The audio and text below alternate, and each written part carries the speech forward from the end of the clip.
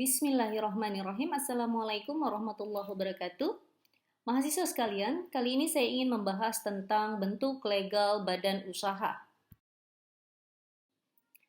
Perusahaan secara definitif menurut Black Law Dictionary adalah sebuah entitas, biasanya adalah sebuah bisnis yang memiliki kewenangan berdasarkan hukum yang dapat bertindak baik sebagai a single person atau sebagai orang tunggal ya, yang berbeda dari pemegang saham dan memiliki hak untuk menerbitkan saham dengan tidak dibatasi oleh waktu.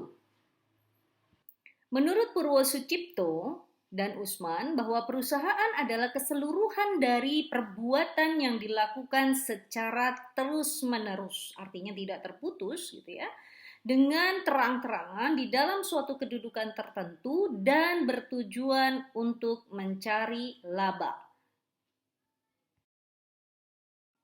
Maka berdasarkan dua definisi tersebut, kita dapat menentukan ciri-ciri dari suatu perusahaan. Yang pertama bahwa perusahaan itu adalah suatu bentuk usaha yang menjalankan jenis usaha tertentu yang bersifat tetap. Ya, yang kedua, usahanya dilakukan secara terang-terangan. Ya, jadi jelas usahanya apa. Yang ketiga, usaha dilakukan secara terus-menerus. Ya, tidak hanya berada pada satu masa tertentu saja. Yang keempat, usahanya didirikan, bekerja, serta berkedudukan dalam suatu wilayah tertentu. Dalam hal ini adalah wilayah negara Indonesia.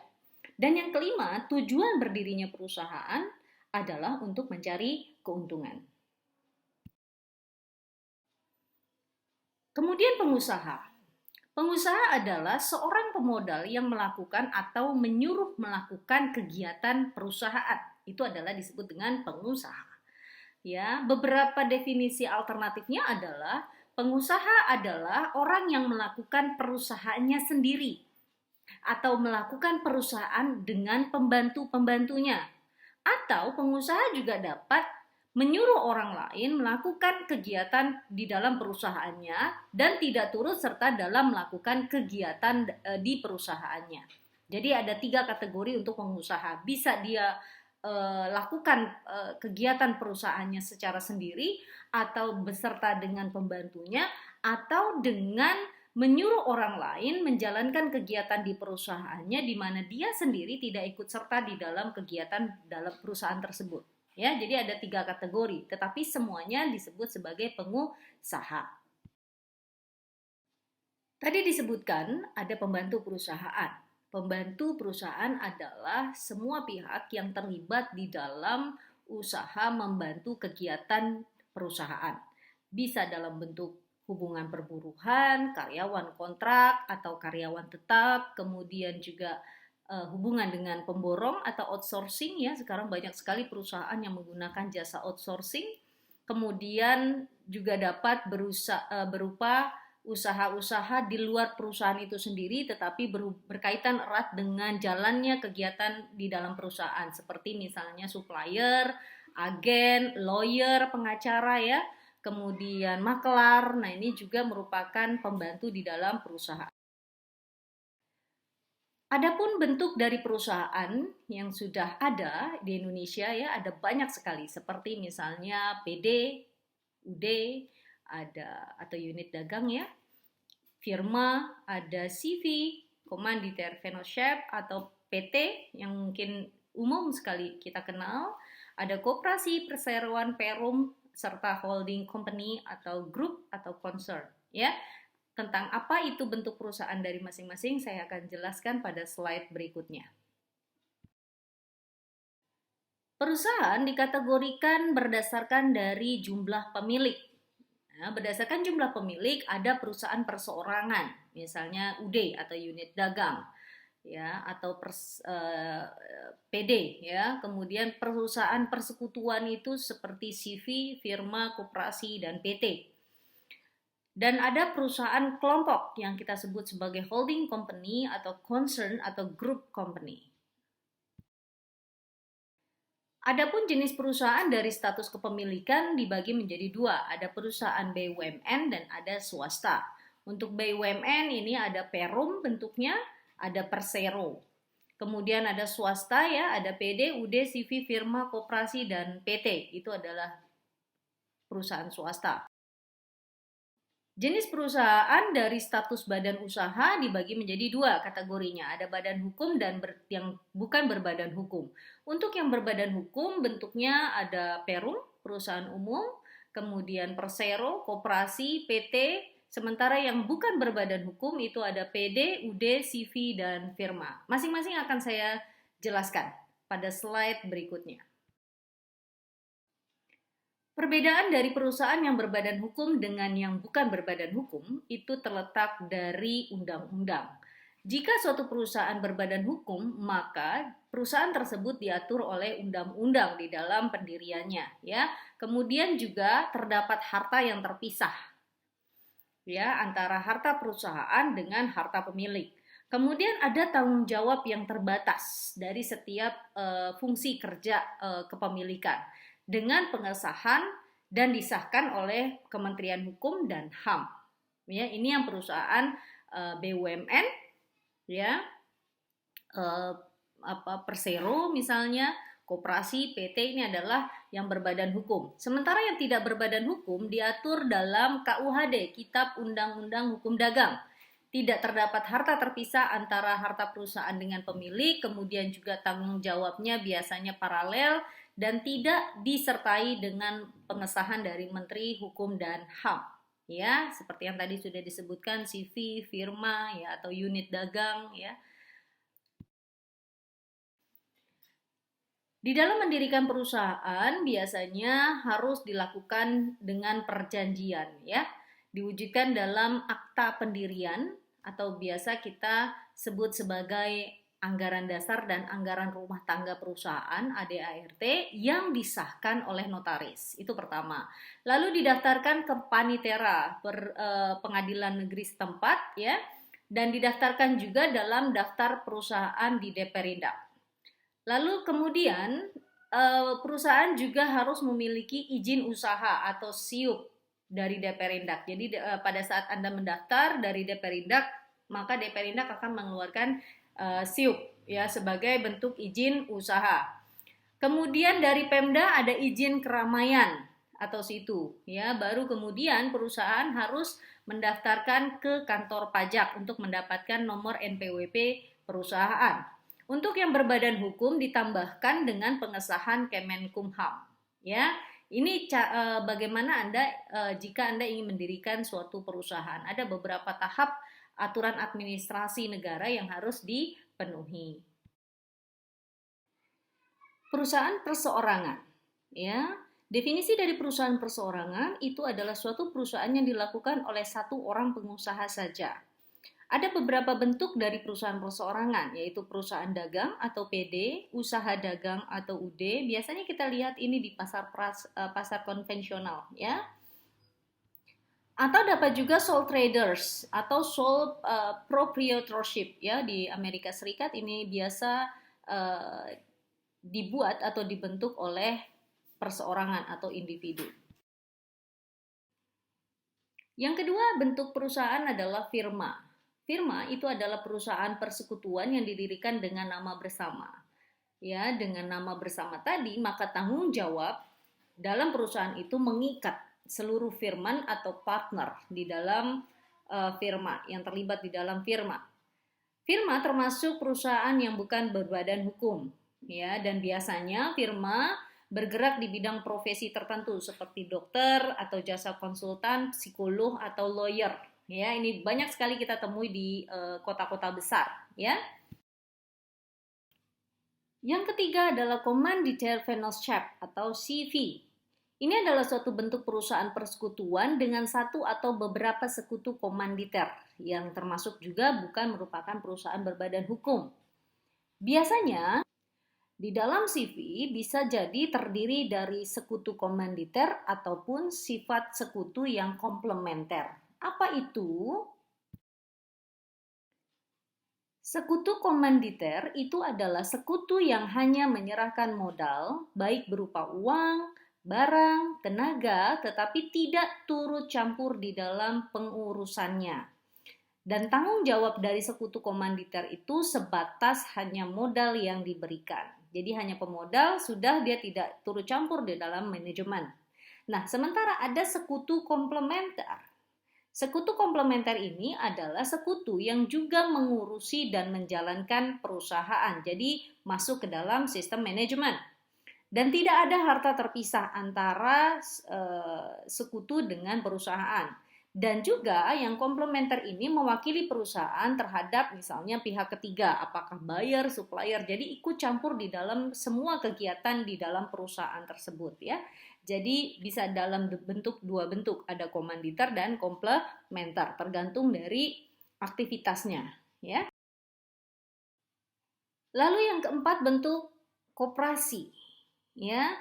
Menurut Undang-Undang Nomor 25 Tahun 92, koperasi adalah badan hukum dengan orang atau perseorangan atau badan hukum koperasi dengan melandaskan kegiatannya berdasarkan prinsip ekonomi rakyat dengan berasaskan kekeluargaan. Ya, jadi ada persyaratan harus berasaskan kekeluargaan. Koperasi terdiri dari dua jenis, ada koperasi primer dan ada koperasi sekunder. Ya, ini berdasarkan keanggotaannya. Koperasi primer itu adalah anggotanya berupa orang perseorangan dengan minimum jumlah anggota adalah 20 orang. Nah, sementara koperasi sekunder itu adalah anggotanya berupa koperasi primer. Minimal ada 3 unit koperasi primer yang tergabung membentuk koperasi sekunder. Nah, ini berarti minimal anggotanya secara perorangan itu adalah 3 kali 20 atau 60 orang. Ya. Itu bisa dibentuk menjadi koperasi sekunder. Misal, koperasi primernya adalah koperasi desa A, koperasi tani desa B, koperasi tani desa C. Nah, kemudian koperasi primer A, B, C tergabung menjadi satu koperasi sekunder, misalnya koperasi kecamatan X dengan desa, anggotanya adalah koperasi primer desa A, desa B, dan desa C. Ya, jadi seperti itu. Nah, ini adalah jenis koperasi berdasarkan tipe keanggotaannya. Prinsip kerja dari koperasi adalah pertama, keanggotaannya bersifat sukarela, jadi tidak berdasarkan paksaan dan juga terbuka. Dijalankan secara demokratis dan musyawarah mufakat, one man one vote, jadi setiap orang yang merupakan anggota dari koperasi berhak menyuarakan pendapatnya di dalam keputusan terhadap kebijakan yang ditetapkan di dalam koperasi. Kemudian pembagian sisa hasil usaha atau kita sebut dengan SHU dibagi sebanding dengan besarnya jasa yang terbatas terhadap modal kemandirian. Jadi misalnya dari 20 masing-masing memiliki modal yang berbeda-beda, maka sisa hasil usaha tergantung pada jumlah modal perorangan ya, jadi tidak sama rata. Oke, itu yang disebut dengan swadaya dan swasembada. Kepengurusan di dalam koperasi, di dalam bentuk organisasi koperasi itu ada rapat anggota. Rapat anggota adalah organ tertinggi dari koperasi. Fungsi dari rapat anggota adalah untuk mengangkat dan memberhentikan pengurus dan dewan pengawas. Di dalam rapat anggota, setiap anggota itu memiliki satu hak suara. Jadi one man, one vote. Ya. Pengurus. Pengurus itu adalah yang menjalankan perusahaan. Dan pengurus ini yang mewakili koperasi terhadap misalnya transaksi pada pihak ketiga, ya, apakah dengan buyer atau dengan supplier ya, yang mewakili setiap anggota. Jadi pengurus itu mewakili koperasi terhadap adanya kontrak dengan pihak ketiga. Lalu dewan pengawas. Pengawas ini berfungsi untuk mengawasi dan juga konsultan ya dari pengurus koperasi. Modal dari koperasi ya. Untuk modal dari koperasi dapat berupa modal sendiri atau modal pinjaman.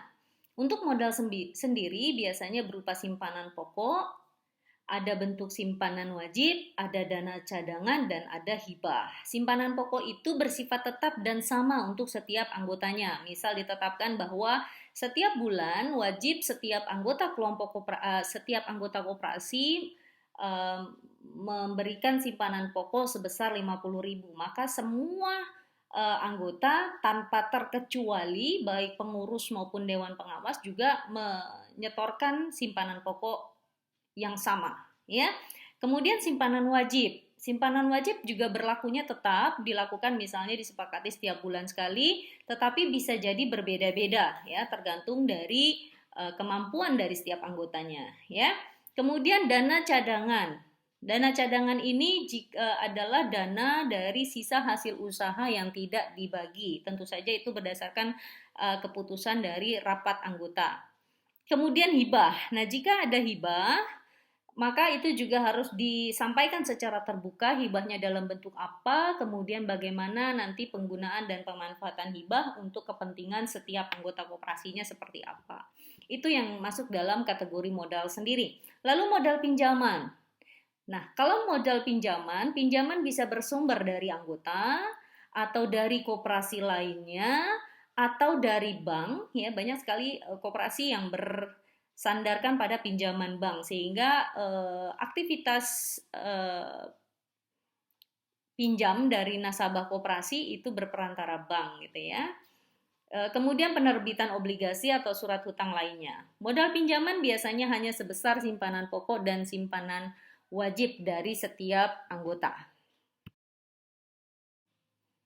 Lapangan usaha dari koperasi. Usaha koperasi adalah usaha yang biasanya berkaitan secara langsung dengan kepentingan anggotanya, karena tujuannya adalah untuk meningkatkan usaha dan kesejahteraan anggota. Jadi, biasanya lapangan usaha atau jenis koperasinya disesuaikan dengan bidang tertentu. Misal, koperasi karyawan, koperasi tani, koperasi ibu-ibu RT, ya. Jadi disesuaikan dengan usaha yang berkaitan langsung dengan kepentingan anggota. Nah, kelebihan kemampuan pelayanan koperasi dapat digunakan untuk memenuhi kebutuhan masyarakat yang bukan anggota koperasi, ya. Kemudian koperasi juga menjalankan kegiatan usaha dan berperan utama di segala bidang kehidupan ekonomi kerakyatan, misalnya aktivitas simpan pinjam atau perdagangan umum, ya. Jadi bertujuan untuk meningkatkan kesejahteraan dari anggota. Itu tujuan utama dari koperasi.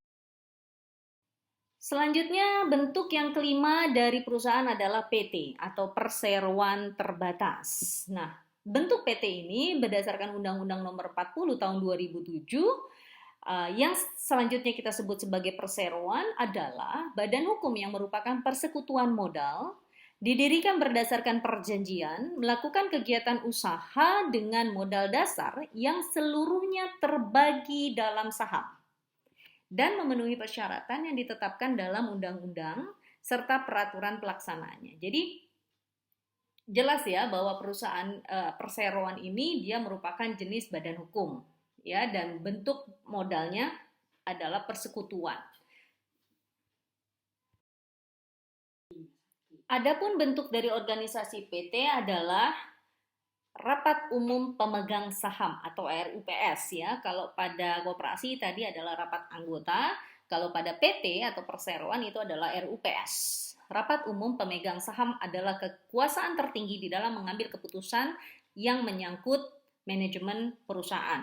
Biasanya RUPS diadakan minimal 1 tahun sekali dengan bertempat sesuai dengan kedudukan dari perseroan menjalankan usahanya di wilayah negara Republik Indonesia. Kemudian RWPS juga berperan di dalam mengangkat dan memberhentikan direksi dan dewan komisaris. RWPS juga berwenang mengubah anggaran dasar. Jadi anggaran dasar bisa saja diubah dari hasil rapat umum pemegang saham. Ya. Kemudian tadi disebutkan ada direksi. Apa itu direksi? Direksi adalah sekumpulan orang yang terlibat di dalam kepengurusan perusahaan. Ya, Dewan Direksi biasanya beranggotakan minimal 2 orang diangkat oleh RUPS untuk jangka waktu tertentu. Dan misalnya untuk 5 tahun ke depan. Dan 5 tahun yang akan datang akan dibuat lagi RUPS untuk mengangkat Dewan Direksi yang baru atau kemungkinan mengangkat kembali Dewan Direksi yang lama, ya. Direksi ini bertanggung jawab untuk dan atas nama perseroan atas pengurusan perseroan baik di dalam ataupun di luar pengadilan. Jadi yang mengurus segala urusan yang terlibat secara langsung terhadap seluruh aktivitas di dalam perseroan itu adalah direksi. Selanjutnya komisaris. Berbeda dengan direksi, komisaris ini bertugas mengawasi kebijaksanaan direksi ya atau kebijakan yang ditetapkan oleh direksi di dalam menjalankan perusahaan serta berfungsi untuk memberikan nasihat kepada dewan direksi. Biasanya dewan komisaris ini beranggotakan minimum 2 orang dan diangkat oleh rapat umum pemegang saham. Jadi dewan pengawas direksi itu adalah komisaris. Lalu dari mana modal PT?